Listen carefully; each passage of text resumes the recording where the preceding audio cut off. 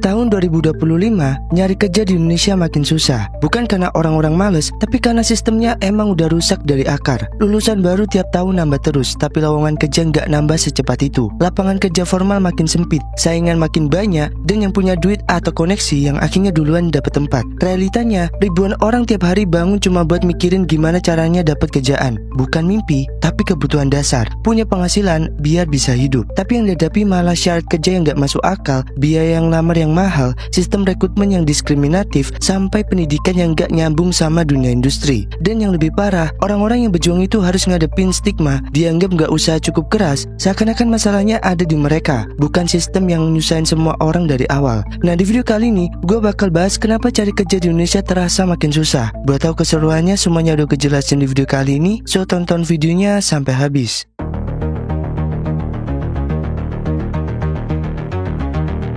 Tiap tahun, jutaan orang di Indonesia lulus sekolah atau kuliah. Mereka keluar dengan harapan bisa langsung kerja, bantu keluarga, dan mulai hidup mandiri. Tapi kenyataannya, lapangan kerja yang tersedia nggak pernah cukup buat nampung semuanya. Data dari BPS menunjukkan pada tahun 2024, jumlah angkatan kerja Indonesia mencapai 152,11 juta, naik 4,4 juta dari tahun sebelumnya. Dari jumlah itu, sebanyak 144,64 juta orang bekerja. Artinya, ada sekitar 7,47 juta orang yang masih menganggur. Sementara itu, sektor industri manufaktur yang hanya mampu menyerap sekitar 1,08 juta tenaga kerja baru di tahun yang sama. Jumlah ini jelas nggak sebanding dengan jumlah pencari kerja yang terus bertambah setiap tahun. Bahkan menurut data Kementerian Ketenagakerjaan, pada tahun 2024 ada sekitar 909.000 orang pencari kerja yang terdaftar di Indonesia, namun lowongan kerja yang tersedia hanya 630.000.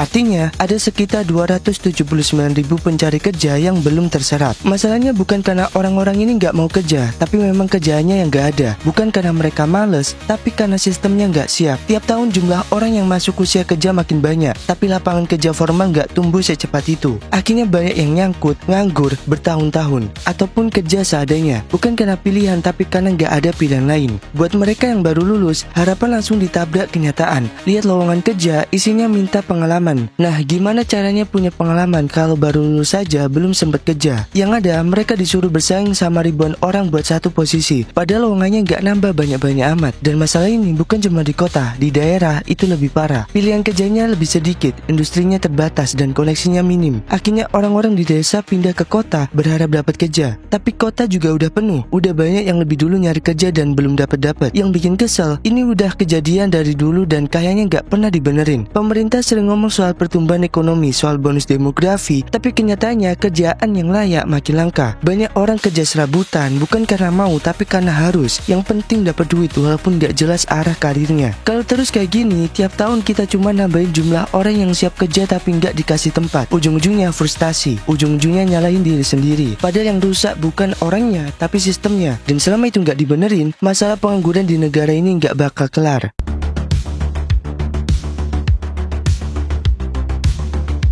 Dunia kerja sekarang udah berubah dan perubahannya cepet banget. Banyak perusahaan sekarang udah mulai ninggalin cara-cara lama dan beralih ke sistem yang serba otomatis. Mesin makin pintar, software makin canggih, dan sekarang banyak posisi yang dulunya diisi manusia udah digantikan sama teknologi. Mulai dari operator di pabrik sampai customer service, bahkan dari segi administrasi, editor, sekarang sudah menggunakan AI sebagai alat bantu. Semuanya pelan-pelan dipangkas dan diganti sama sistem. Tapi masalahnya bukan di teknologinya. Masalah utamanya, tenaga kerja kita banyak yang belum siap. Skill yang dimiliki masih yang itu-itu aja, yang cocok buat sistem kerja yang lama. Sedangkan dunia kerja sekarang nuntut hal yang baru. Harus bisa beradaptasi, ngerti teknologi, punya kemampuan digital, bahkan paham analisis data, logika, atau minimal bisa pegang tools dasar yang sekarang udah jadi keharusan. Sayangnya, itu belum jadi standar di sebagian besar angkatan kerja kita. Akhirnya, posisi-posisi kerja yang baru muncul justru nggak bisa diisi sama orang-orang yang lagi butuh kerja. Banyak juga yang udah sekolah tinggi-tinggi, tapi pas lulus, bingung harus ngapain. Ilmu yang didapat di kampus nggak nyambung sama kebutuhan industri, nggak dikasih bekal buat siap terjun ke dunia kerja digital yang keras dan dinamis. Sementara perusahaan nggak mau nungguin orang yang belajar dulu. Mereka butuh orang yang langsung bisa kerja, dan gak heran kalau makin kesini makin banyak orang yang ngerasa nyari kerja itu susah, nggak jelas dapatnya kapan atau malah nggak dapat sama sekali. Situasi ini bikin banyak anak muda frustasi, ngerasa gagal, padahal bukan karena mereka bodoh atau males, tapi karena sistem dan ekosistem kerjanya nggak ngasih ruang buat mereka berkembang dan bersaing secara secara fair. Yang ada malah kejar-kejaran antara teknologi yang makin maju dan manusia yang ditinggalin. Dan ujung-ujungnya yang bisa kerja adalah mereka yang udah punya akses ke pelatihan kursus, ke laptop yang layak, dan keterampilannya dalam menggunakan AI. Sementara yang lain, ya gitu-gitu aja, ketinggalan, terjebak di pekerjaan yang makin gak relevan atau malah menganggur. Ini bukan cuma soal malas belajar, ini soal ketimpangan kesempatan. Dan kalau sistem pendidikan dan pelatihan kita gak segera berubah, kita bakal terus punya jutaan pencari kerja yang skillnya gak nyambung sama dunia kerja yang sekarang.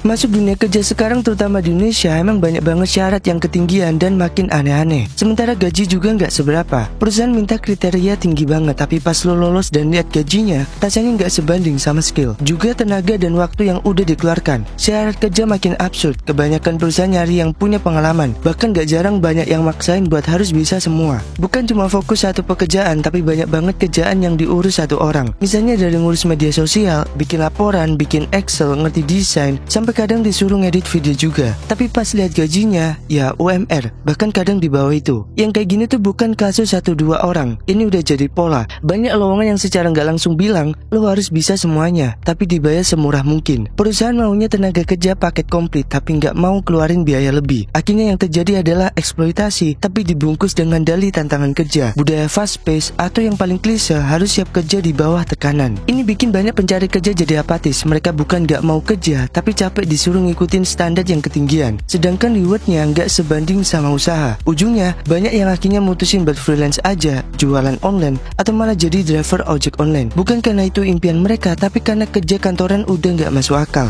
Dan lucunya banyak perusahaan sekarang juga cuma nyari orang lewat platform digital tanpa ada transparansi yang jelas. Mereka taruh syarat tinggi tapi nggak sebutin gaji. Kadang pas udah lewat tahap interview baru ketahuan gaji cuma cukup buat kebutuhan sehari-hari dan belum layak buat keberlangsungan hidup para pencari kerja. Ini bikin dunia kerja makin gak sehat, karena bukan cuma pencari kerja yang frustasi, tapi perusahaan juga ujung-ujungnya dapat karyawan yang kerja setengah hati. Ya gimana mau maksimal kalau dari awal udah dikasih beban banyak tapi gak dihargai. Kalau sistem ini terus dibiarkan, yang ada makin banyak orang yang malas ngelamar kerja, bukan karena makin manja, tapi karena udah tahu endingnya bakal begini lagi. Gak imbang antara diminta dan yang dikasih. Dan selama itu terus terjadi, nyari kerja bakal tetap terasa kayak mimpi buruk, bukan harapan buat masa depan yang lebih layak.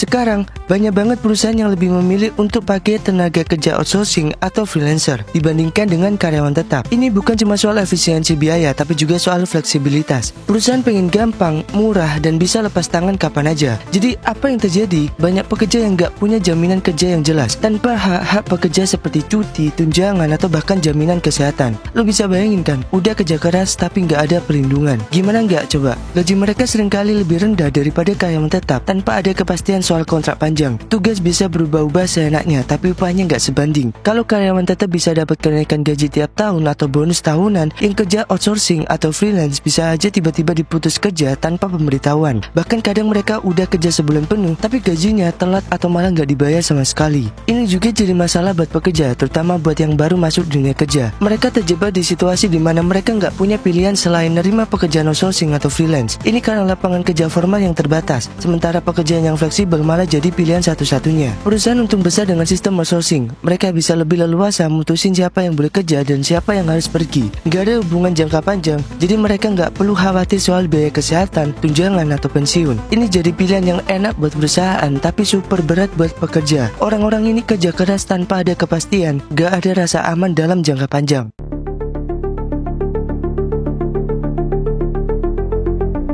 Bicara soal nyari kerja, nggak cuma soal kemampuan atau pengalaman doang. Akses ke informasi dan jaringan kerja itu juga kunci yang nggak bisa dipandang sebelah mata. Sayangnya, di Indonesia masih banyak orang, khususnya dari kalangan menengah ke bawah, yang kesulitan buat dapetin informasi lowongan kerja yang valid. Ini masalah besar karena mau sehebat apapun skill lo, kalau nggak ada yang kasih tahu atau kasih akses ke lowongan yang pas, lo cuma bakal terjebak di situasi yang sama. Kalau kita ngomongin soal orang-orang yang punya koneksi atau keluarga yang udah punya akses ke dunia kerja, mereka tuh udah jauh di depan. Mereka bisa dapat info lowongan kerja yang mungkin gak dipublikasikan di tempat umum, atau bahkan bisa punya referensi yang langsung ngasih jalan buat masuk kerja. Sementara yang gak punya koneksi, mereka cuma mengandalkan platform online yang kadang juga gak sepenuhnya jujur atau bahkan kadang terlalu ribet. Lo bisa bayangin gimana susahnya bagi mereka yang gak punya teman di perusahaan-perusahaan besar, yang gak bisa ikut seminar atau job fair karena keterbatasan ekonomi. Mereka gak punya akses buat ketemu langsung sama orang yang bisa ngasih mereka kesempatan. Akhirnya mereka cuma ngandelin aplikasi online atau iklan lowongan yang seringkali penuh dengan persyaratan yang berat. Bahkan kalau misalnya mereka dapat lowongan yang sesuai, mereka nggak punya akses buat ngelamar karena butuh kuota atau ongkos buat datang ke interview atau biaya buat ngeprint dokumen-dokumen penting. Masalah ini makin parah ketika banyak orang di kalangan menengah ke bawah nggak sadar akan pentingnya koneksi atau jaringan. Mereka pikir cuma ngandelin lamaran kerja formal itu udah cukup. Padahal di dunia kerja sekarang yang seringkali menjadi faktor penentu bukan cuma kemampuan, tapi siapa yang lu kenal dan bagaimana lu bisa masuk ke jaringan yang lebih luas.